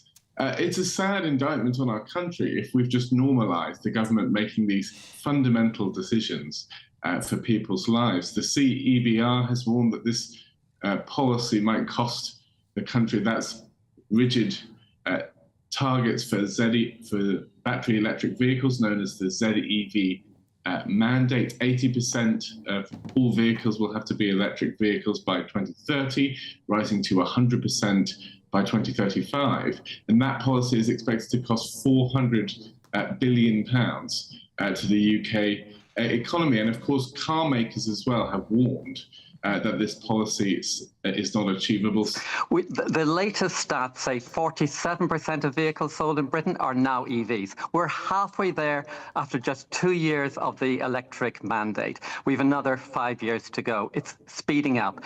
And this charge that lithium, we're going to have a shortage of lithium, is nonsense. What it says is that there may be the consumption of lithium is increasing, so the domestic production will not be sufficient, but there's plenty in the world. GB News, the People's Channel. It's Patrick Christie's Tonight, and here we do things differently. It's explaining the absolute madness of this, doesn't it? It's explosive. I mean, this is very good. It's lively. 850. Your government sat there, Sean, and it did nothing. It's controversial. And the Middle East has been in turmoil since before I was born. It's everything you need to kickstart your evening. Everyone's had their Weetabix tonight. I love to see it. That's Patrick Christie's Tonight, weeknights from 9 p.m. Only on GB News, the People's Channel, Britain's news channel.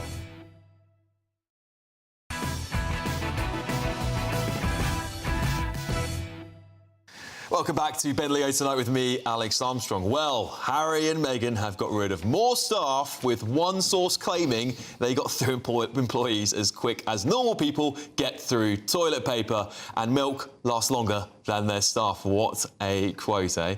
It's being reported that the couple have cut ties with their communications team. Well, how are they getting anything out then? There we go. And comes just a few weeks after 6 more members of staff have left. Is this a sign that they're having financial problems? Editor-at-large of The Mail on Sunday, Charlotte Griffiths, is joining me now for this story.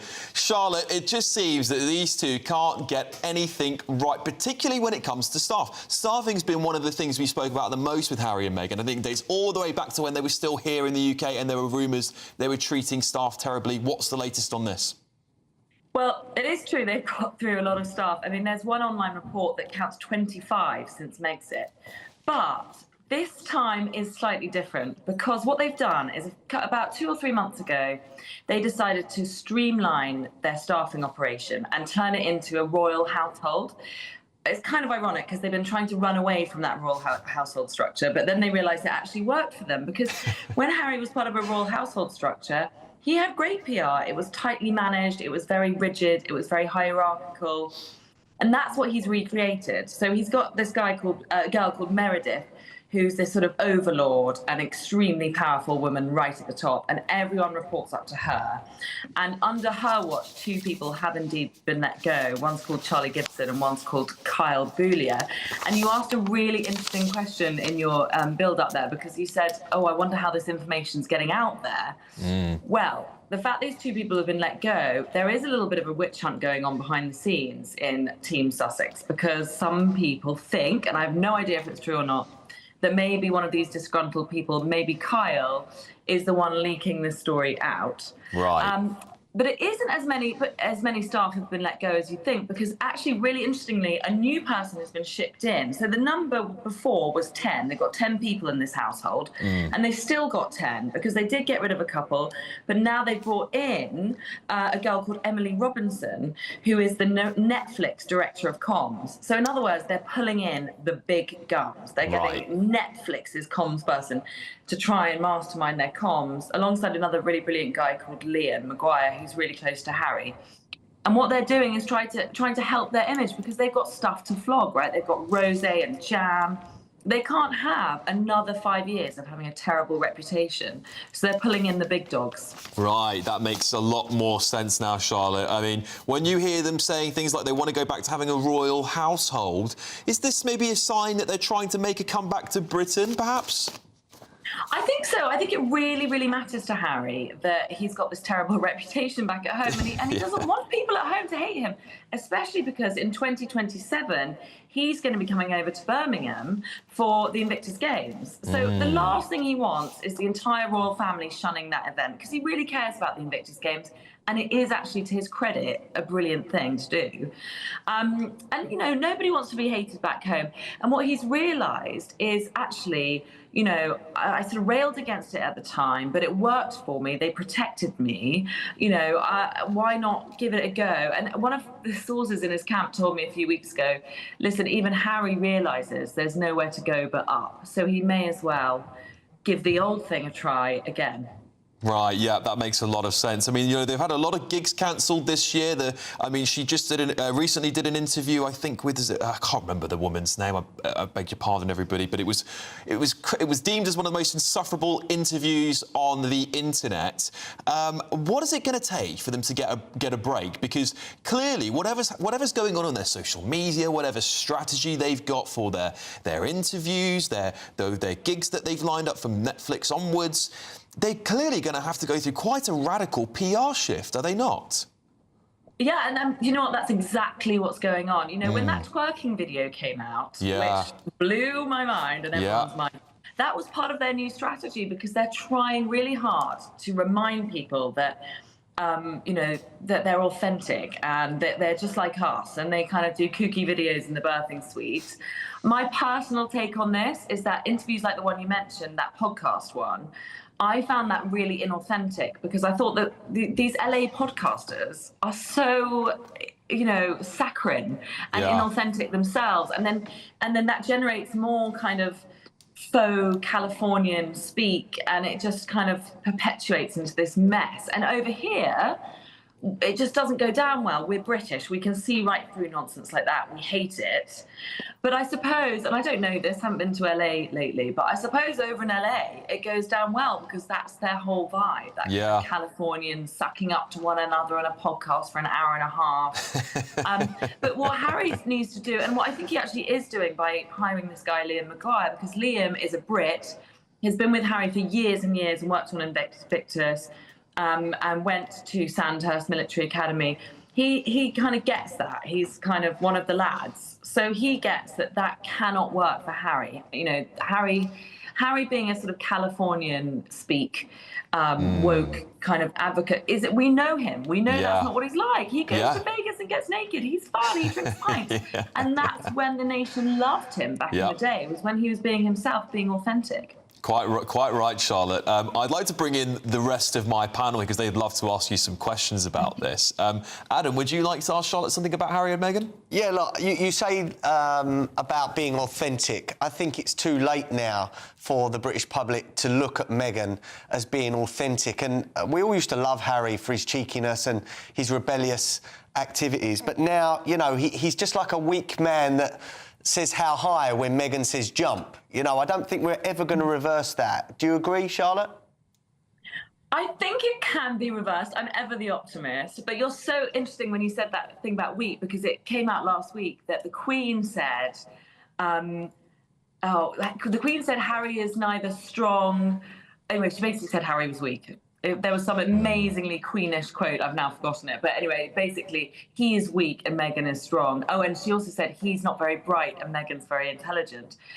And that's the thing, that's the problem, is that, you know, it does feel to us in the UK like he's being walked all over. And his real personality hasn't been allowed to shine through in recent years. Or maybe he has just authentically changed. But the Brits just cannot stomach it. But the other thing is, Meghan sort of doesn't really care about the Brits because she's kind of got an American market for her products. The Americans lap it all up. Apparently the Americans loved that twerking video. Wow. We Brits were just like head in hands, couldn't cope with it. But the Americans love it, and the younger people love it. So maybe the strategy has to be forget about the UK because we're never going to buy what they're selling. Yeah, some brief comments between yourself, Bill, and Charlotte here. Yeah, Charlotte, it's interesting what you say. How much of this at core is actually a clash of cultures between what's acceptable communications and messages in the US as opposed to the UK? Well, I think that's everything, Bill. You're so right, because, you know, as Alex said about that podcast, it's clearly acceptable to sit for an hour and a half on a podcast, just buttering each other up. I mean, there's no real content there from when I was where I was sitting. And that is it must be just how the Americans do podcasts and do publicity. It just so isn't how the UK works. And partly because of the tabloid media, which of course they hate. But, you know, the tabloid media is GB News. A lot of us, we're kind of sarcastic. We see right through it. We're kind of humorous and sceptical, frankly. But, you know, that's what makes the British British, and it's kind of brilliant. And we know that that's what Harry's like deep down. Charlotte Griffiths, thank you so much for joining us and talking us through the latest developments over there with Harry and Meghan. Brilliant as ever. After the break, we might be able to cross live to Nana Queer's wonderful engagement party. See if you can spot any GB News stars on the dance floor there. Stay tuned. This has been Leo Tonight with me, Alex Armstrong, only on GB News. Hello there, good evening. This is your GB News weather update provided by the Met Office. Next week promises more sunshine and fewer showers. We've had some quite heavy ones around during today. They will tend to be easing off as we head throughout this evening and overnight, but some further spells of rain are very likely for parts of Wales and England as we do head into the early hours of Monday morning. Some clearer spells developing for areas further towards the north, and that could lead to a relatively fresh night. Temperatures in towns and cities around 10 to 14 degrees Celsius, but single figures is likely in some rural areas. Do watch out for a few of those lingering heavy showers just first thing on Monday morning, particularly across the far southeast of England, and we could also see a few of them drifting in for North Wales, parts of Merseyside and Cheshire as well. But generally the theme is that things will be turning drier. Quite a lot of sunshine around for Northern Ireland and Scotland to kick off Monday morning. A fairly pleasant start here, still with a brisk breeze in place, so a fresh morning nonetheless, but that sunshine should become a bit more prevalent across many areas as we do move throughout the day. Those showers easing off, and there will be a lot of dry, fine weather around for many of us. Temperatures are expected to be around average for the time of year. We'll likely see mid to high teens across parts of Northern Ireland and Scotland, where we'll be closer towards 23 degrees Celsius across the far south of England. But that breeze that is in place may just make it feel a touch cooler. As we move into Tuesday, high pressure is trying to build in from the Atlantic, but there are still a few fronts just pushing their way into the far northwest of Scotland. So we could see cloud building for Northern Ireland and the Outer Hebrides with a few spots of rain later on in the day. A few showers also just skirting the far east of England, but generally there will be a lot of sunshine to be had, and generally with lighter winds as well, it should be feeling pretty pleasant. That sunshine looks to become increasingly widespread as we head throughout the week, and those temperatures are set to climb close towards 30 degrees Celsius for some of us. Bye-bye. Hi, I'm Michelle Dewberry, and my show is your opportunity to cut through all the noise and dive in headfirst to some robust debates. Ideas clash. Situation, no, isn't it? No, because the failure is you're deliberately avoiding my point. Nothing's held back. And if you think this is the end of it, wait for more. And we do not shy away from the difficult stuff. Sometimes I want to shake people and say, if only you understood. So join me on Jubes & Co. weeknights at 6 p.m. only on GB News, Britain's news channel. Good Afternoon Britain isn't just about us. The wonderful thing about this programme is it's about everyone watching. It's an interactive programme. Well, there absolutely is something to see here, and we're going to be talking about it more. Whether it's breaking royal news, please bring us up to date, or indeed a particularly punchy speech in the House of Commons. Very, very curious. We bring it to you live, and then we bring you live reaction as well. That's Good Afternoon Britain, weekdays from midday. Only on GB News, the People's Channel, Britain's news channel.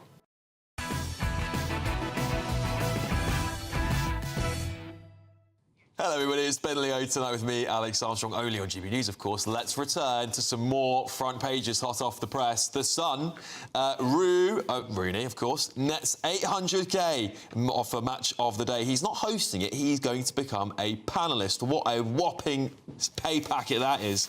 The Mail, top police chiefs, smell of cannabis is a sign of crime. Tell me something I didn't know.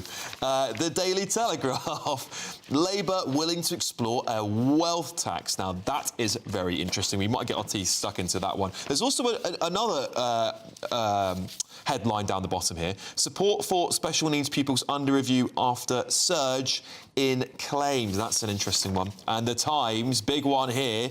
You thought it was all over, didn't he? Right, the PM's facing fresh revolt over special needs help. Will the Prime Minister perhaps have another rebellion on his hands? Well, of course, joining me as ever, Adam Brooks, Chloe Dobbs and Bill Rammell. Should we just briefly talk about the Sun, the front page of the Sun here, because Rooney's landed a good job, hasn't he? This is probably his biggest pay package since he stopped being a professional football player. He's going to be a pundit, Adam. Yeah, look, what do you make of that? I like Rooney. You know, I grew up in my teenage years watching him. He was outstanding. Yeah. A real generational talent. I'm not sure he's going to be a generational talent with a mic in front of him, but you know, anything to take away from the ex-virtual signalling Wally that they've just got rid of, fantastic. You know, as long as Rooney sticks to the football and don't start politics. Well, I was going to say, you never happy. know. Don't speak too soon, Adam. Bill, do you ever watch Match of the Day? I do. Yeah. And, you know, let's hope Wayne's a better pundit than he was a football manager. But I'm not convinced he's going to be a good pundit. I mean, you know, he comes across as even more miserable than Roy Keane. Yeah. And that's saying something. Yeah. Chloe, any thoughts? I mean, I don't know a whole lot about the guy. I know he's good at kicking a football round the field, but just because somebody is good at their sport doesn't mean that they're going to make a great commentator and have the personality. So we'll see, but maybe he'll be better than Gary Lineker, and we'll stick to politics. Stick to Gary football Lineker rather than was politics. a superb broadcaster. Yeah, well, he got there in the end when he was just talking about. I think we were saying this. He was actually awful at the start. I said that earlier. Yes, he was terrible at the start, and he grew into it. And one thing I won't take away from him, he was good at his job when he stuck to football. There you go. Right, Chloe, let's dig in briefly, because we might actually be able to go to Nana shortly, but we'll see. Let's dig in to the Times here, because I think this could be another big blow for Keir Starmer. The PM is facing a fresh result over special needs help.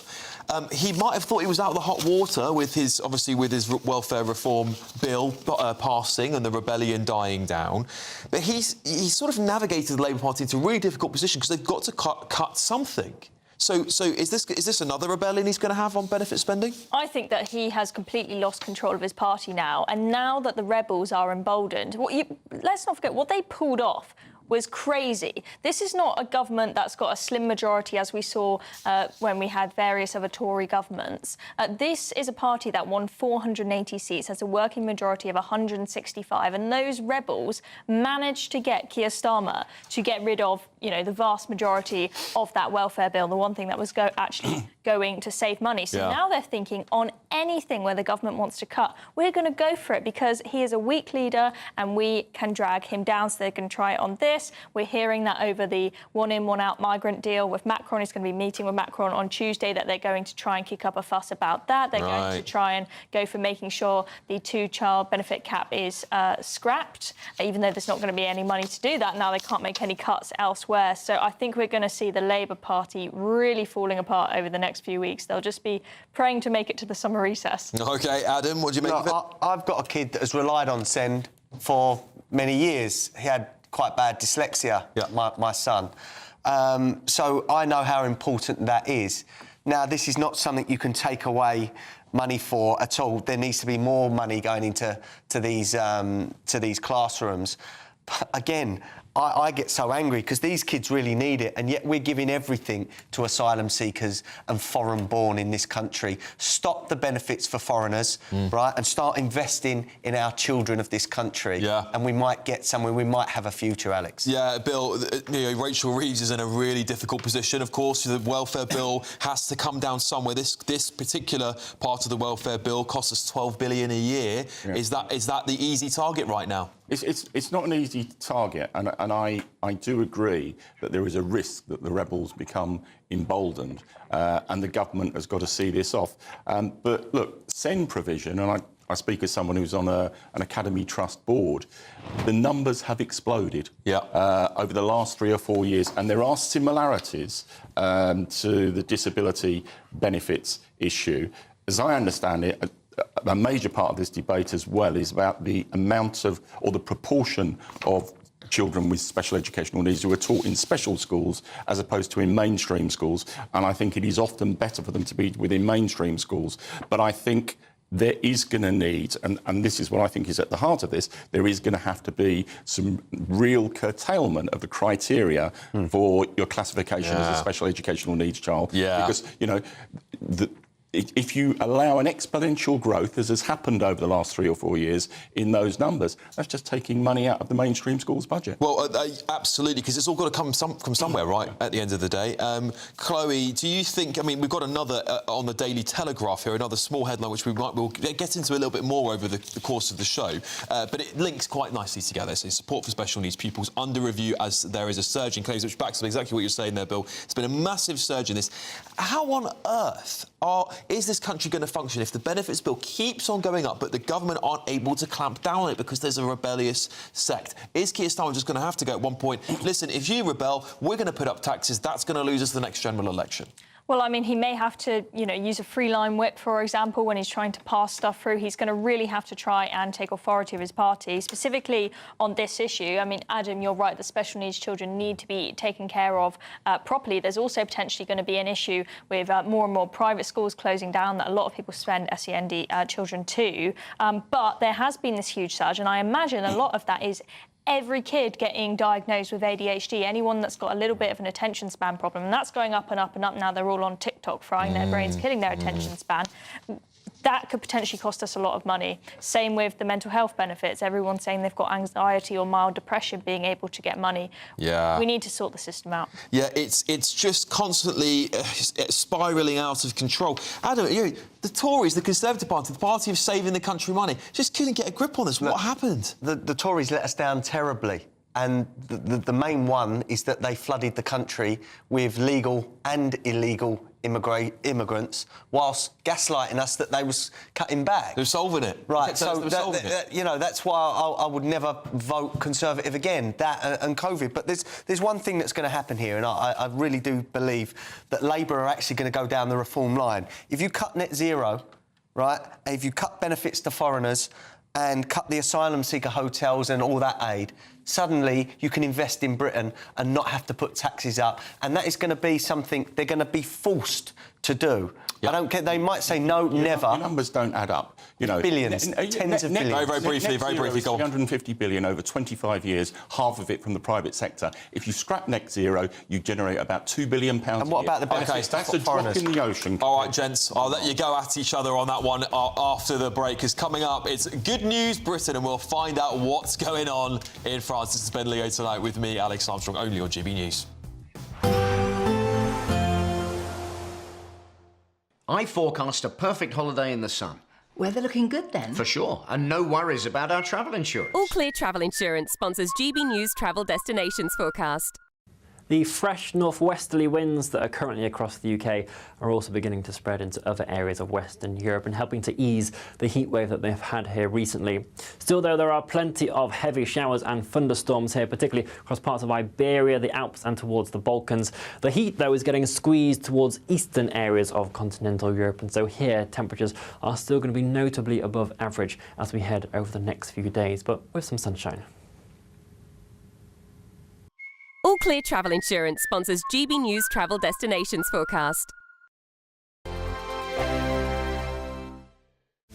This is Britain's Newsroom, where your voice matters. It's just astonishing. With expert analysis and honest opinion, we don't just keep you informed. We bring you unique perspectives you won't see anywhere else. Can't argue with any of that. When the news happens, it happens here. On Britain's Newsroom, weekdays from 9:30 a.m. Only on GB News. GB News Breakfast. Every day from 6 a.m. Back in 2015, Thornton and Cleveley's resident Emma Shepherd noticed the grass in her garden wasn't growing. Within months, she had to put down Alfie, one of her beloved dogs who had developed throat cancer. Just weeks later, she developed a lesion on her back, which would later be diagnosed as skin cancer. She knew then that something wasn't right. I wasn't really aware of the history of the ICI site when I took the property. I did so much investigation. I had the ground tested with my own money. There was high levels of metals in there and some obviously cancerous carcinogenics in there. They actually nicknamed me Erin Brockovich because I was so all over it. Last year, a joint investigation was launched by the Environment Agency and the local council. That was following the discovery of PFOA, a man-made chemical that potentially causes cancer. Both parties told GB News they are now working together on this matter, whilst the company under investigation for the potential release of the substance had this to say. AGC Chemicals Europe sets the highest standards for itself and takes its commitments to the local community and to the environment extremely seriously. They added that they voluntarily phased out the use of PFOA in the UK by early 2012. Release of the substance was within the permits held by AGC Chemicals Europe at the time and also UK legislation in place at the time. And yet, 2 months ago, residents within a kilometre of the site received this letter from the council, advising them not to consume anything grown in their gardens due to potential PFOA contamination. GB News, the People's Channel. At GB News, we love to hear from you, our loyal community. So drop us a line at gbnews.com/yoursay. There you can talk to each other and also to the presenters live on air. gbnews.com/yoursay, because GB News is your channel, Britain's news channel. In the GB Newsroom, we bring you the news as it happens. With our team of dedicated journalists across the UK, we're ready to keep you up to date with what's happening every half an hour, every single day. Bulletins here on GB News, the People's Channel, Britain's news channel.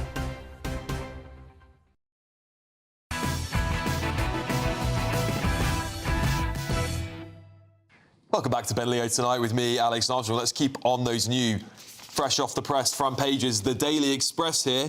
State pension tax would be an insult to all OAPs. A stealth tax raid on the state pension would be an insult to all older people. Campaigners have warned. Sir Keir Starmer, The Guardian, new battle for number 10 as MPs raise alarm on special needs provision. Yeah, we were talking about that just before the break there. There's a little bit of trouble brewing again for the Prime Minister there, perhaps with his backbenchers. Shall we maybe let's just dig into the general consensus across the papers, which is that everyone seems to have a take on what the Chancellor should do, because we all appreciate that the economy and at least the government spending budget is tight as anything. Adam, wherever the Chancellor looks, people are going to be outraged if she has to increase taxes on state pension, if she has to, even go as far as increasing income tax, which would have been against the manifesto promise. What can Labour actually do? I don't know. They've got to stop attacking working people and pensioners. Pensioners aren't working people. So, these campaigners here are saying Labour accused of treating elderly with contempt, not lifting fresh Let's remember that the elderly and pensioners have put in their whole life. They've contributed to this country and helped build it.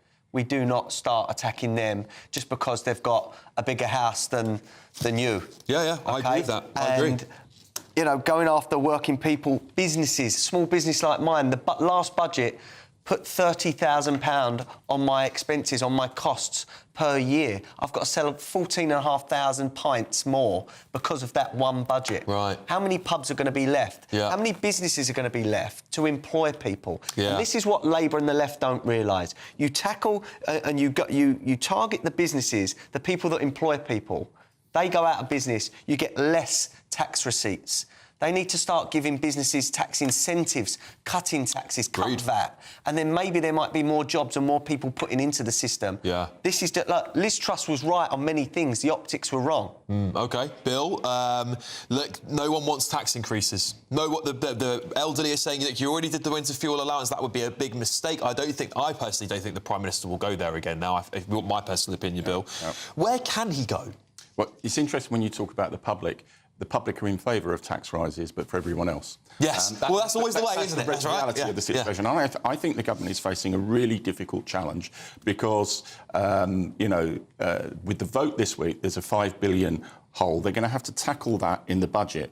But the real risk is we have 3 months' worth of this with, different stories being peddled by different newspapers about what you're going to do. And I think the government is going to have to, probably before the recess, set out at least some guidelines of what's off the table. Yes.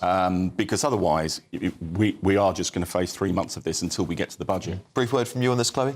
I think that the Chancellor has massively limited her options with the manifesto promises that were made. I mean, they've caused so much havoc with the rise in national insurance, despite saying we're not going to raise national insurance. They're saying, oh, it's just for employers.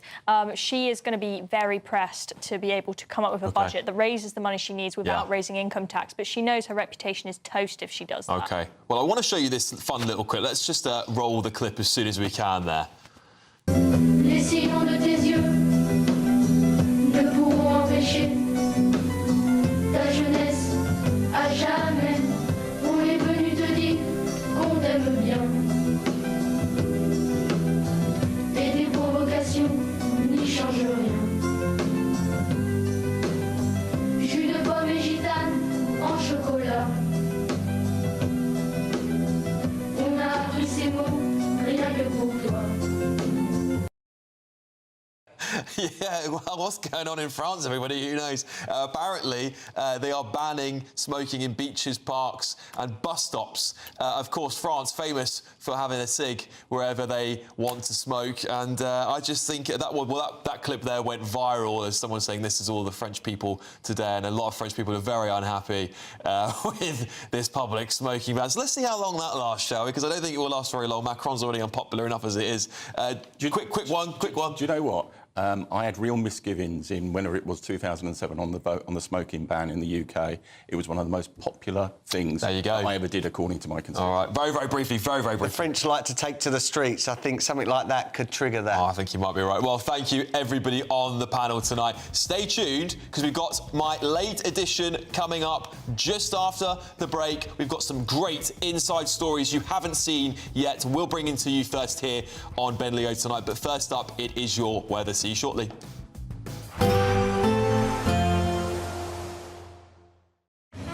Even though we'll see a cloudy start, it'll be a bright outlook for the rest of the day. Boxed Solar, sponsors of weather on GB News. Hello there, good evening. This is your GB News weather update provided by the Met Office. Next week promises more sunshine and fewer showers. We've had some quite heavy ones around during today. They will tend to be easing off as we head throughout this evening and overnight, but some further spells of rain are very likely for parts of Wales and England as we do head into the early hours of Monday morning. Some clearer spells developing for areas further towards the north, and that could lead to a relatively fresh night. Temperatures in towns and cities around 10 to 14 degrees Celsius, but single figures is likely in some rural areas.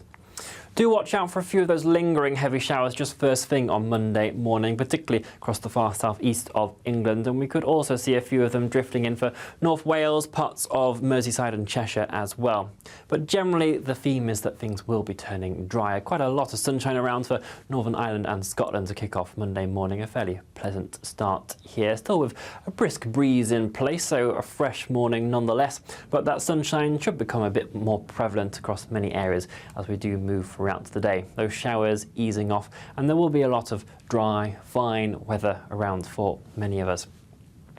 Temperatures are expected to be around average for the time of year. We'll likely see mid to high teens across parts of Northern Ireland and Scotland, where we'll be closer towards 23 degrees Celsius across the far south of England. But that breeze that is in place may just make it feel a touch cooler. As we move into Tuesday, high pressure is trying to build in from the Atlantic, but there are still a few fronts just pushing their way into the far northwest of Scotland. So we could see cloud building for Northern Ireland and the Outer Hebrides with a few spots of rain later on in the day. A few showers also just skirting the far east of England, but generally there will be a lot of sunshine to be had, and generally with lighter winds as well, it should be feeling pretty pleasant. That sunshine looks to become increasingly widespread as we head throughout the week, and those temperatures are set to climb close towards 30 degrees Celsius for some of us. Bye-bye. Even though we'll see a cloudy start, it'll be a bright outlook for the rest of the day. Boxed Solar, sponsors of weather on GB News. We're kick-starting summer with your chance to win our biggest cash prize to date, as there's an incredible £54,321 in tax-free cash to be won. What would you spend it on? A brand new car?